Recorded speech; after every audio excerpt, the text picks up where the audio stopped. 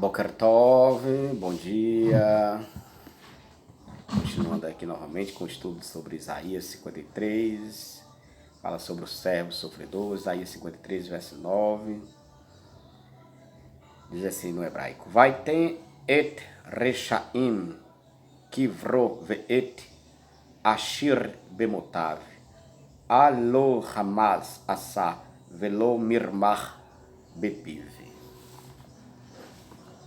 Tradução: E foi-lhe dada sepultura com os ímpios e com os ricos em suas mortes, apesar de não ter feito violência e de não existir engano em sua boca. E foi-lhe dada a sepultura com os ímpios. O servo do Eterno recebeu sepultura juntamente com os que mereciam a morte, ou seja, os ímpios dentre o povo. Como afirmamos anteriormente, a morte aqui é tudo que se relaciona a ela. Vou sair de novo aqui. O servo do Eterno recebeu sepultura juntamente com os que mereciam a morte, ou seja, os ímpios dentre o povo. Como afirmamos anteriormente, a morte aqui e tudo que se relaciona a ela não significa necessariamente a interrupção da existência física. Morte, nessas passagens, é uma espécie de metáfora para aludir ao exílio, à deportação. Confira Salmos 107, verso 10 ao 14, Ezequiel 37, Oséias 3, versículos 14 ao 16. O servo, os justos dentre o povo, foi ao exílio e, em certo sentido, deram-lhe sepultura juntamente com os malévolos que não deram ouvidos às palavras dos profetas. Basta lembrar de Daniel e seus companheiros em Babilônia, de Esdras, Neemias e Zorobabel nos dias da Média e Pérsia, e depois de todos os justos que foram dispersos depois do ano 70 da Era Comum. E com os ricos em suas mortes. O pobre, não necessariamente no sentido econômico, é às vezes colocado em oposição ao rico, ao mais favorecido. Diz o salmista que o ímpio persegue furiosamente ao pobre. Salmo 10, versículo 2. Logo, os ricos aqui significam os ímpios. E o que temos é uma repetição da frase anterior usando outras palavras, o que é característico da literatura hebraica. Este recurso literário é chamado de paralelismo. Foi-lhe dada a sepultura com os ímpios, com os ricos nas suas mortes. Temos uma aparente inconsistência nesse verso. Ninguém morre mais de uma vez. Então, como explicar nossa tradução da última parte do verso em suas mortes? Mais uma vez, nossas versões em língua portuguesa nos desamparam e não nos deixam perceber esta realidade. O profeta escreveu nas suas mortes, note o plural, e não na sua morte, singular. A palavra em hebraico para morte é mot. E se Isaías pretendesse dizer na sua morte, singular, ele teria escrito bemoto. Ao contrário disso, ele escreveu bemotav, onde o sufixo yud-vav corresponde a uma forma do possessivo plural, traduzido como suas.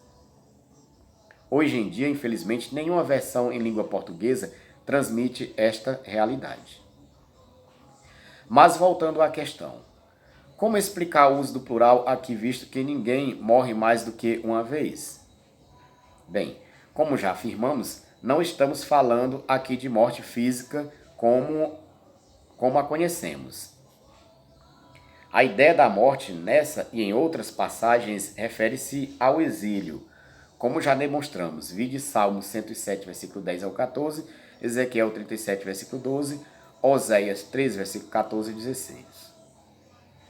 Sabendo então que houve dois grandes exílios, o primeiro de 586 a 515 antes da Era Comum e o segundo do ano 70 da Era Comum até 1948. Poderemos perceber porque o profeta falou de mortes e não de uma só morte. Assim, a profecia se encaixa perfeitamente ao contexto histórico da experiência do povo judeu. Apesar de não ter feito violência e de não existir engano em sua boca, o salmista afirma que, embora o servo, o justo remanescente de Israel, não tivesse se esquecido de Hashem e jamais agido de forma falsa contra o pacto, todo aquele mal, o exílio, lhe sobreveio. Salmo 44, verso 18. Sofonias afirma, por outro lado, que o remanescente de Israel não comete iniquidade e nem profere mentiras, não achando-se engano em sua boca. Sofonias 3, verso 13. Refutação da posição cristã. E quanto a Jesus? Bem, sabemos que ele morreu literalmente e que foi sepultado. Entretanto, aprendemos de Isaías 53:9 que é impossível uma referência aqui à morte física, uma vez que o profeta usa o plural e ninguém morre. Que é impossível uma referência aqui à morte física, uma vez que o profeta usa o plural e ninguém morre duas ou mais vezes. Temos aqui a primeira impossibilidade da aplicação do texto a Jesus. A segunda diz respeito à sepultura que deram ao servo junto com os ímpios. Como sabemos, Jesus não foi sepultado juntamente com ninguém, seja justo ou ímpio. Ele esteve, segundo os evangelhos, sozinho no sepulcro de José de Arimateia, que não era ímpio, segundo o NT, mas sim rico. Jesus não esteve com Arimateia, um homem rico, em sua morte. Logo, nem de longe poderemos aplicar tal passagem a Jesus. E será que não podemos encontrar violência e mentira nas palavras e ações de Jesus? O que dizer do destino bárbaro e cruel que ele tenciona dar àqueles que não acreditam nele? Veja Lucas 19:27. Como esquecer da violência empregada por ele ao expulsar os cambistas? Mateus 21:12. E o que dizer da mentira que Jesus proferiu ao dizer aos seus irmãos que não iria à festa dos tabernáculos? Sabemos que depois que seus irmãos foram, ele para lá se dirigiu, mas em secreto. João 7, versículo 2, 8, versículo 10.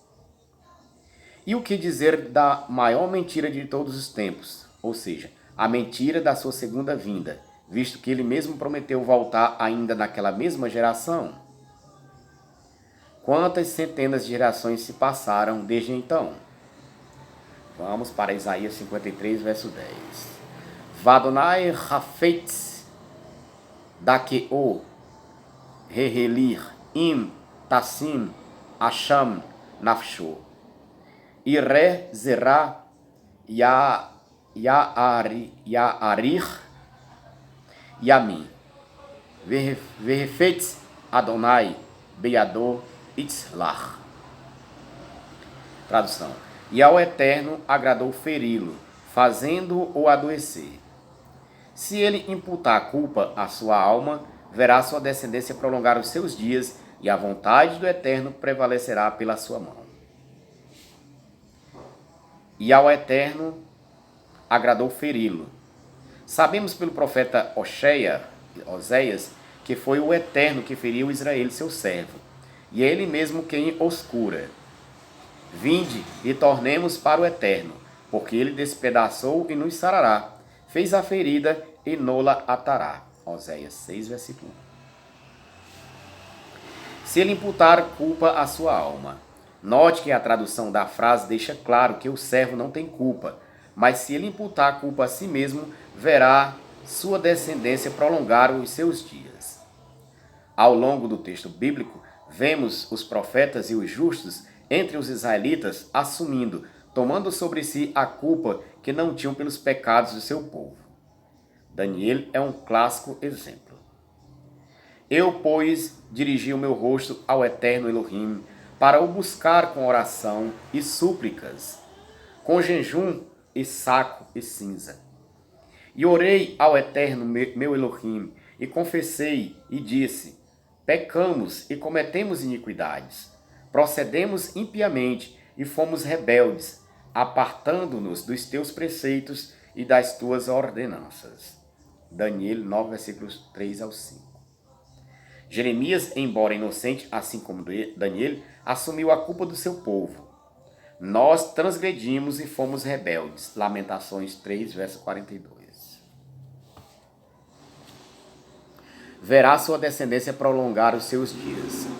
O salmista afirma que os justos florescerão como a palmeira. Salmo 92, 12. Isto é, sua descendência permanecerá para sempre. O Eterno promete preservar os seus santos. Salmo 37, 28. E seus dias serão como os dias da árvore. Isaías 65, 22. A vontade do Eterno prevalecerá pela sua mão. Através do sofrimento infligido ao servo, a vontade de Hashem finalmente prevalecerá. Sabemos que Israel foi posto por luz das nações, dos gentios, de acordo com Isaías 42, versículo 6 e 49, versículo 6. Ao perceber a penúria e a aflição do servo do Eterno, as nações serão finalmente compungidas, levadas a entender o propósito do Eterno Elohim. Assim, o véu posto sobre o entendimento dos gentios será levantado. Isaías 25, versículo 7. E os povos do mundo buscarão Hashem através do povo judeu. Zacarias 8, verso 23. Reconhecendo que só herdaram mentiras e ilusões. Jeremias 16, versículos 19 ao 20. Refutação da posição cristã. E quanto a Jesus? Concordariam os cristãos que Deus agradou-se com a sua execução sobre uma cruz romana? Dificilmente. E o que dizer da frase? Se ele imputar a culpa à sua alma, será que em algum momento Jesus cogitou a hipótese de ter alguma culpa? Será que algum dia imputou culpa sobre si, mesmo pedindo a Hashem pelo seu povo? Não encontramos um só verso do NT que apoie isso. Muito pelo contrário, pois ele disse: quem de vós me convence de pecado? João 8,46. Jesus não soa nada humilde nem um pouco disposto a imputar culpa a si mesmo, compartilhando do destino do povo de Hashem, assim como fizeram os justos e profetas no passado. E quanto à descendência de Jesus, onde ela está?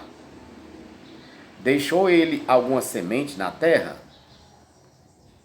De que forma sua semente pode ela mesma prolongar os seus dias? E o que dizer da vontade do Eterno? Terá ela prevalecido pela mão de Jesus? O que vemos no mundo hoje, depois de 2000 anos de existência do cristianismo? De que forma o mundo mudou para melhor ou para pior? Várias perguntas, né, caros leitores e amigos internautas. E o conhecimento das leis de Deus, a que nível está? O que as pessoas hoje em dia conhecem da Torá, da palavra de Hashem? Não há como demonstrar que isso cumpriu-se nele, de forma alguma. Isaías 53, 11. Me amal nafsho ire isbah bedato yat tzadik avdi larabim va'a novotam hu isbol. Tradução. Ele verá e ficará satisfeito com o trabalho de sua alma. Através de seu conhecimento, o meu servo vindicará o justo a muitos e as suas iniquidades ele levará. Ele verá e ficará satisfeito com o trabalho de sua alma. O servo verá com satisfação que a obra de conversão do seu povo será finalmente coroada de êxito e que sua vocação para ser luz dos gentios será gratificada pelo sucesso, como vimos no verso anterior. O povo judeu, pelo testemunho do servo, servirá plenamente o seu Elohim, observando fielmente suas leis. Ezequiel 37, 24. Os gentios buscarão ao Eterno e aprenderão sobre ele. Zacarias 8, 23. Através do seu conhecimento, o meu servo vindicará o justo. Elohim será plenamente vindicado pela obra do servo, quando a mesma for concluída. E as suas iniquidades ele levará. O servo, como vimos, levou a culpa pelas iniquidades da maioria do povo rebelde. Imputou culpa a si mesmo sem embora ser culpado. Daniel, Jeremias, etc. Refutação da posição cristã. E quanto a Jesus? Sua pretensa obra de redenção do povo judeu terminou em tragédia para o povo de Elohim, antes e depois do aniquilamento do Estado judaico. Sua pretensa obra de salvação dos gentios terminou em rejeição da Torá de Hashem, de uma profunda fobia por tudo que é judaico, e isso infligiu ainda maiores sofrimentos sobre o servo. Não podemos ver como essa obra poderia satisfazer Jesus, a não ser que ele tenha inclinações sádicas. Não podemos de forma alguma dizer que Jesus vindicou o Elohim de Israel pela sua obra. Muito do preconceito contra os judeus que hoje existe foi semeado por distorções da verdade sobre o judaísmo ensinadas por Jesus e seus sucessores. Jesus, como dissemos, não levou as iniquidades de ninguém, senão as dele mesmo. Aliás, ele jamais imputou culpa sobre si mesmo e repelia todos aqueles que apontavam seus pecados. Yeshayahu, Isaías 53, versículo 12, para finalizarmos. Lachem ahalek lo varabim ve'et atzumim yehalek shalal tachat asher he'erah lamavet nafsho ve'et porshim nimna ve'hu het rabim nassah ve'la porshim yafgia. Tradução. Portanto, eu lhe darei parte com os grandes, e ele repartirá os poderosos como despojo, pelo que derramou sua alma na morte e foi contado com os transgressores e levou o pecado de muitos, e pelos transgressores intercederá. Parte com os grandes, repartirá os poderosos como despojo. A recompensa do servo será ver com satisfação que o povo de Elohim e, consequentemente, o próprio Eterno serão finalmente vindicados, e as grandes nações, ao reconhecerem isso, trarão dádivas e honras. Isaías 60, versículos 6 ao 9. E os filhos de Israel despojarão aqueles que antigamente os despojaram. Ezequiel 39, verso 10. Derramou sua alma na morte. A gloriosa recompensa do servo é proporcional ao seu grande desprendimento e altruísmo, pois não tendo culpa alguma, é levado à morte junto com aqueles que de fato são os culpados, e nisso ele foi contado com os transgressores, isto é, foi considerado como um deles. E pelos transgressores intercederá.